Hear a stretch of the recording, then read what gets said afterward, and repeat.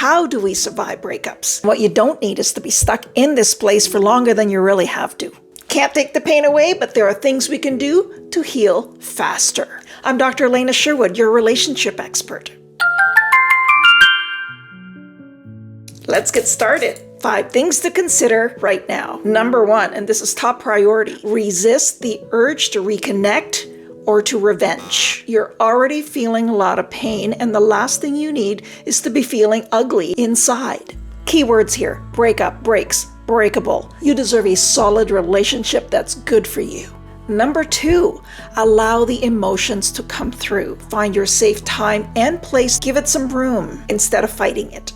That takes us to number 3, stay away from toxic people and environments.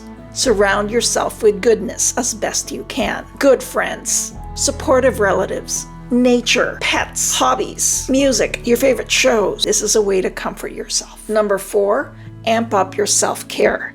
Your body and your mind and your psyche have just taken a beating. The research is indisputable. Nutrition, movement, fresh air, all of these, they can only have a positive effect on you.